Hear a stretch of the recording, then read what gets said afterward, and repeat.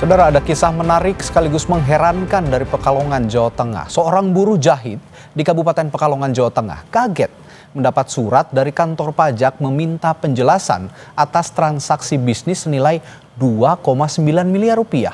Ia mengaku tidak pernah berbisnis dan hanya bekerja sebagai buruh harian lepas. Ismanto, warga desa Coprayan, mengaku rumahnya didatangi 4 petugas KPP Pratama Pekalongan pada Rabu siang.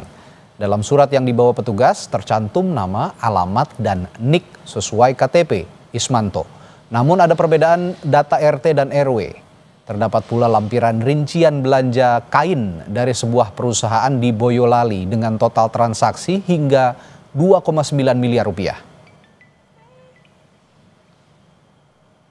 Lalu tak ada sini bicara-bicara ini atas nama Pak Ismanto, ada transaksi dari PT Kain ini dengan jumlahnya gitu sekitaran 75 juta, 65 juta dengan total 2,9. Ya, saya awalnya pas bilang kayak gitu kan saya, transaksi kain? Saya sih kayak gini Pak keadaannya, orang rumah saya aja kayak gini. Emang Bapak percaya kalau saya punya transaksi sebesar itu? Terus saya minta surat keterangan dari balik desa, saya bawa ke kantor pajak, dan kantor pajak juga sudah itu ya, selesaikan berarti. Sudah selesaikan, udah clear sih Pak sebenarnya Pak. Udah clear, emang benar datanya suami saya itu digunakan oleh orang lain yang tidak bertanggung jawab. Jumat kemarin, Ismanto mendatangi kantor pajak Pekalongan untuk klarifikasi. Hasilnya diduga terjadi penyalahgunaan data diri oleh orang tidak dikenal. Kepala kantor pajak Pekalongan bilang surat dikirim untuk mengonfirmasi data transaksi bukan sebagai tagihan pajak. Nilai 2,9 miliar rupiah ditegaskan sebagai nilai transaksi, bukan nilai pajak.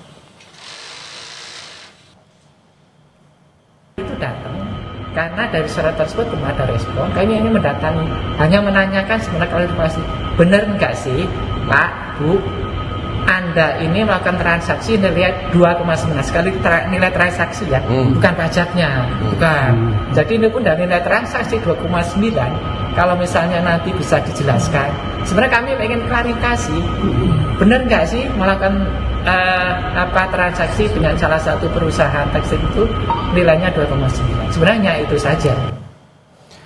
Dan saat ini kami sudah terhubung dengan Ibu Ulfa, istri dari Ismanto yang didatangi petugas pajak terkait transaksi senilai 2,9 miliar rupiah. Selamat malam, Assalamualaikum Bu Ulfa. Selamat malam Kak. Baik, Bu Ulfa, boleh dijelaskan kembali awalnya bagaimana sih bisa petugas pajak datang ke rumah? Terus apakah sebelumnya ada surat pemberitahuan dari kantor pajak yang Anda terima, disebutkan detail transaksi yang diduga dilakukan oleh Ibu dan suami, seperti katanya kalau di berita pengantar tadi katanya sempat beli kain katanya. Gimana Bu? Sebenarnya nggak ada sih Kak, nggak ada apa itu namanya surat yang datang data untuk bahwa ini ada tagihan sekian kan enggak. Yang datang itu kan pas kemarin hari Rabu. Ada orang datang kan dari kantor pajak, itu sebenarnya itu bukan buat menagih, cuman buat mengklarifikasi atas nama suami saya. Iya, sifatnya bukan tagihan ya, tapi klarifikasi begitu ya? Klarifikasi, emang itu kan nama suami saya dan NIK-nya suami saya. Oke, nah tapi kepala kantor pajak bilang katanya sudah kirim surat sebelumnya, tapi tidak ada respons. Benar nggak ada surat dari kantor pajak sebelumnya Bu Ulfa? Nggak ada Pak, nggak ada sama sekali. Nggak ada. Saya nggak pernah menerima. Nyasar kemana kalau gitu ya surat itu? Ya berarti sama sekali tidak ada surat ya? Nggak ada Pak, nggak ada sama sekali. Tapi yang bisa dijelaskan kepada publik soal Anda dan suami katanya bertransaksi senilai 2,9 untuk beli kain di Boyolali ya kalau nggak salah. Bisa diceritakan juga keseharian bagaimana sih sampai bisa akhirnya kok Ibu sempat menyangka nggak bahwa sempat dituduh, bukan dituduh ya, ini dikatakan lah ya bertransaksi sampai 2,9 miliar. Saya kan kesehariannya kan seperti ini ya, saya cukup kaget kan, pihak pajak datang kok ada itu kan kayak transaksi kain sekian sekian sekian. Ya saya Hah, ini bukan saya Pak, saya cuma tukang jahit. Nggak mungkin kan saya punya transaksi segede itu dengan keadaan Oke. saya seperti ini, rumah saya seperti ini, gitu kan. Ya Oke. pihak pajak ya. mm, Tapi kan ini ada proximity ya Bu ya, boleh dikatakan Ibu ini kan tukang jahit begitu ya dengan suami. Iya. Dan yang dikatakan bertransaksi dengan Ibu itu kan katanya toko kain. Ini sebenarnya masih ada proximity, ada kedekatan, ada apa ya, konektivitasnya begitu, ada hubungannya. Nah kira-kira Anda mengenal toko atau perusahaan yang melakukan transaksi seperti yang tercantum dalam lampiran di kantor pajak itu nggak? Nama tokonya apa, letaknya di mana, itu diungkapkan juga nggak sama kantor pajak? Enggak sih Pak, itu sama sekali nggak diungkapkan. Saya juga nggak tahu itu PT apa, dari mana. Saya sempat cek di Google aja sih sebenarnya sama pihak pajaknya. Ini dari mana sih Pak? Tokonya itu, gitu. Oke, saya coba gali juga. Ini kan ada setelah Ibu dan suami mendatangi kantor pajak, ternyata kantor pajak mengatakan ini sebenarnya ada penyalahgunaan identitas, begitu ya Bu ya? Iya benar Ya. Pak. Nah saya ingin tanyakan, apa Anda dan suami ini pernah kehilangan dokumen identitas atau seperti KTP atau juga memberikan data pribadi kepada pihak lain sebelum kasus ini terjadi? Pernah nggak melakukan seperti itu atau kejadian seperti itu? Sama sekali enggak sih Pak. Saya nggak pernah ngasih identitas saya kemanapun tuh, saya nggak pernah kehilangan juga. Kan ada yang bilang ini gara-gara pinjol lah, apa utang bank lah. Sama sekali saya nggak pernah pinjol, nggak pernah utang bank, saya nggak pernah Pak, nggak pernah kehilangan gitu. Oke. Lalu proses klarifikasi, bagaimana dengan petugas pajak? Apa yang mereka katakan tentang kemungkinan identitas Anda disalahgunakan? Lalu apakah ada juga bukti yang mereka tunjukkan bahwa ini identitas Ibu atau suami Ibu ini juga disalahgunakan gitu? Ada yang dikatakan nggak sama kantor pajak? Saya kan minta surat keterangan dari Balai Desa Pak, saya bawa ke kantor pajak. Tapi memang itu bukan saya, tapi kantor pajak juga belum tahu siapa orangnya Pak. Siapa yang menggunakan identitas suami saya itu belum tahu. Oke. Itu ada kepastian nggak? Ini kan yang ngeri banget gitu ya Bu ya, kalau memang tiba-tiba orang biasa seperti kita ini tiba-tiba dikatakan punya transaksi miliaran gitu. Ini kan ngeri juga kalau memang ini terjadi kembali. Sudah ada kepastian nggak dari kantor pajak kira-kira supaya hal ini tidak terjadi lagi sama suami dan Ibu? Ya kalau itu ya Pak, saya sih menghimbau untuk masyarakat aja sih, biar nggak terjadi. Dari kantor pajaknya tapi tidak ada imbauan apa-apa ke Ibu? Iya. Ya itu sih, coba bilang lebih hati-hati lagi untuk menjaga identitas pribadi gitu kan, apa itu namanya, data diri gitu kan. Bisa jadi pas apalah dimintain kayak ini bakal dapat bantuan nih, minta KTP, minta KK gitu kan.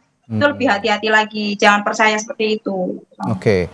Tapi secara harfiah ada dampak nggak sih Bu ke kehidupan Ibu sehari-hari, aktivitas Ibu sehari-hari dengan adanya dugaan, kata kantor pajak ya, dugaan transaksi 2,9 miliar ini padahal tidak ada sama sekali. Ada dampaknya nggak buat Ibu dan suami? Awal-awal saya sempat shock, stres, suami ya sempat meriang Pak. Karena sempat ini juga ya, sempat nggak karuan rasanya ya?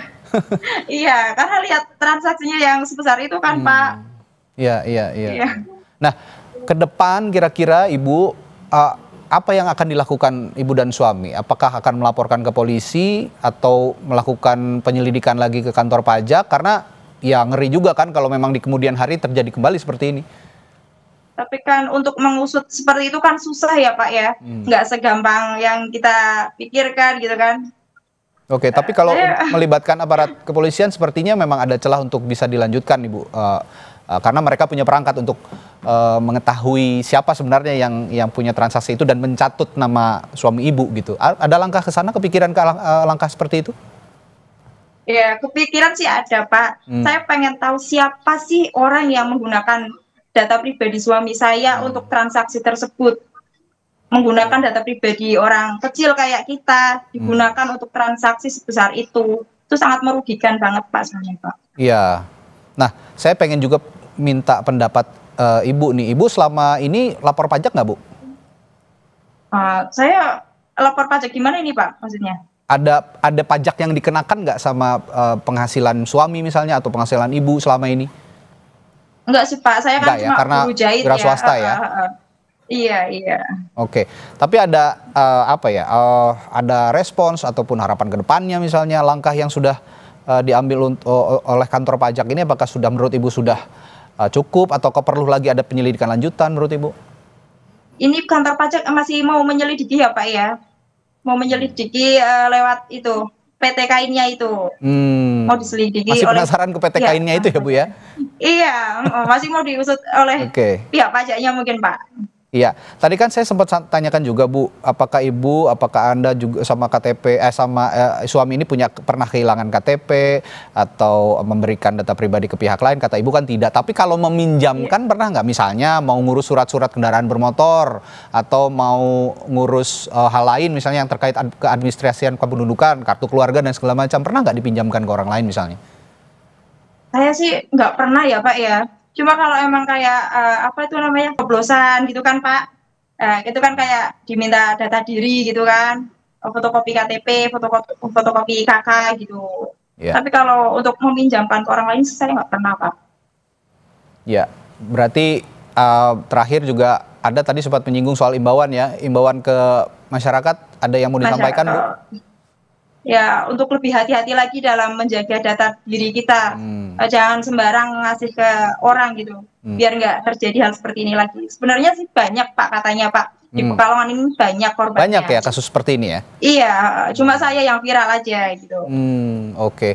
Ya itu Ibu Ulfa aja yang nggak pernah minjemin, nggak pernah menunjukkan data diri ke yang lain, dicatut apalagi dipinjamkan ke yang lain, apa ditunjukkan ke yang lain gitu ya. Ini lebih berbahaya lagi, itu pesan moralnya perbincangan kita malam hari ini. Semoga tidak terjadi lagi ya Bu, kedepannya seperti ini cukup mengagetkan juga kan, cukup bikin kita terkejut juga ya. Baik. Saya sudah clear sih Pak, sudah clear sama pihak pajaknya, sudah clear, sudah udah. Baik. Aman, insya Allah. Baik, terima kasih Bu Ulfa sudah berbagi informasinya di Sapa Indonesia Malam. Sehat selalu, sampai jumpa lagi. Selamat malam Bu Ulfa. Iya, selamat malam Pak. Terima kasih.